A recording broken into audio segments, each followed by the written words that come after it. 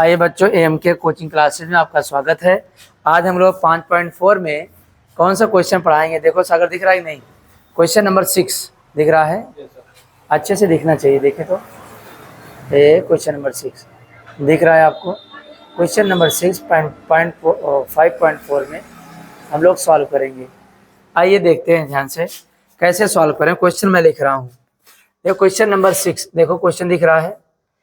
यहाँ लिखा e की पावर x है और आगे लिखा e की पावर x स्क्वायर है। सेकंड आपको लिखा है डैश डैश करके e की पावर x पावर 5। देखो एक किताब में लिखा है e की power x, e power x यहाँ स्क्वायर आगे नहीं दिया है, लेकिन हम लोगों को वहां तक पहुंचना है। देखो कैसे।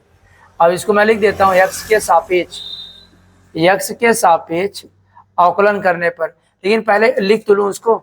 e की पावर x प्लस ई की पावर एक्स स्क्वायर प्लस ई की पावर एक्स क्यूब, ई की पावर एक्स क्यूब, ई की पावर एक्स पावर 4, ई की पावर एक्स पावर 5। अब हम लोग इसका अवकलन करेंगे किसके सापेक्ष? एक्स के सापेक्ष अवकलन करने पर, एक्स के सापेक्ष अवकलन करने पर। अब बच्चों क्लास 12 फिजिक्स में क्लास 12 मैथ को हम सॉल्व करते हैं। एक क्लास 12 में मैं लिख भी देता हूँ यहाँ पर 12th मैथ। देखो दिखाई दे रहा है 12th मैथ, ध्यान से देखो। और देखिए दिख रहा है ना। अब बच्चों देखो कैसे करेंगे, ध्यान से देखो। e के पावर x को क्या लिखेंगे? ध्यान से देखिए, d by D X E की पावर x, सही है। फिर देखो d by D X E की पावर एक्स स्क्वायर। आगे देखो फिर क्या लिखेंगे? Third d by D X E की पावर एक्स क्यूब। फिर क्या लिखेंगे? d by D X E की पावर एक्स स्क्वायर पावर 4। फिर लास्ट में कौन है? लास्ट में कौन है? d by D X E की पावर एक्स पावर 5। सबको लिख लिया। यहाँ तक मैंने पूरा कंप्लीट किया। 1 2 3 4 5, 1 2 3 4 5। अब देखो एक अच्छे सीखना, इसका डिफरेंशिएटिंग करेंगे क्या आएगा जानते हैं आप? आपको खूब बताया है। इसका डिफरेंशिएटिंग करेंगे अगर, ध्यान से देखो, e की पावर x का आंसर आएगा e की पावर x। तो बच्चों यहाँ पर कर क्या आएगा? e की पावर x आएगा। अब यहाँ जब करेंगे एज इट इज आएगा, लेकिन एक बात ध्यान देना, एक नई चीज है। x था, देख लो वही बात आई। x है तो इसलिए लिख लिया। यहाँ x होता तो छोड़ देता, लेकिन x नहीं, x स्क्वायर है, इसलिए हमको दोबारा किसका डिफरेंशिएटिंग? x स्क्वायर का करना पड़ेगा। आगे चलते हम लोग। फिर इसका क्या करेंगे?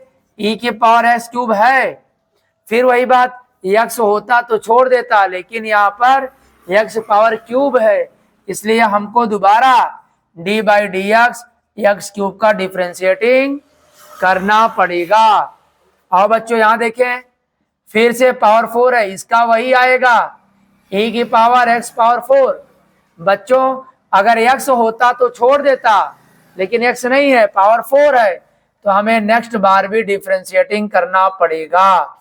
इसी प्रकार यहाँ देखो d by D x, sorry यहाँ e की पावर x पावर 5, इसका मतलब इसका डिफरेंशिएटिंग करना पड़ेगा। क्या दिख रहा है? दिख रहा है? हाँ चले बच्चों, लास्ट अगला लगा लिए सवाल, आंसर आ गया नेक्स्ट का रूट वाला। तो यार फिर अगला लगाओ। चलो यहाँ पर देखो e की पावर x आ गया, यहाँ e की पावर x स्क्वायर, इनका डिफरेंशिएटिंग 2 पहले आ जाएगा, यहाँ 2 लिखेंगे, यहाँ x होगा, एक पावर -1। लेकिन यहाँ देखो e की पावर x क्यूब हो जाएगा, और 3 जो है पहले लिख लेंगे, इसलिए 3x स्क्वायर हो जाएगा पावर 1। सर पावर 1 कैसे हो गया?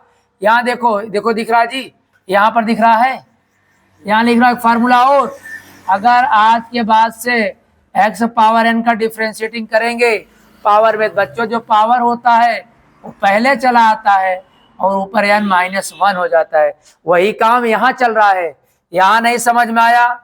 यहाँ नहीं समझ में आया, अगला सीखो। फिर यहाँ तो समझ में आना चाहिए e की पावर x पावर 4 जैसे था एज इट इज, लेकिन पावर 4 का करेंगे। जैसे यहाँ पावर n था तो पहले लिख लिया, इसलिए यहाँ पावर 4 को पहले लिख लेंगे और पावर में एक कम यानी x क्यूब लिख लेंगे। बच्चों आगे चलो, नेक्स्ट e की पावर x पावर 5 होगा। 5 भी सबकी तरह, जैसे यहाँ 3 था, यहाँ 3 है, पहले आ गया, यहाँ 4 था, पहले आ गया, यहाँ 5 है, पहले आ जाएगा, इसलिए इंटू 5x पावर 4। बहुत अगर आंसर मिलाएंगे तो एक आंसर दे सकता है। दिखाई दे रहा कि नहीं? तो देखो दिख रहा है ये वाली लाइन, नहीं दिख रहा है?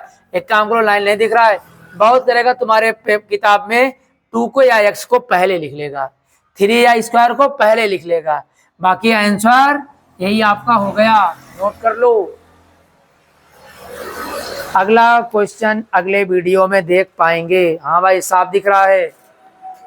जो जो इस सवाल को देखा करें वो हमें मोटिवेट किया करें, कमेंट बॉक्स में बताया करो सर अगली सवाल बताइए, तभी बताऊंगा, नहीं तो बंद कर दूंगा, फिर जाओगे 15 चैनल उठाओगे फिर।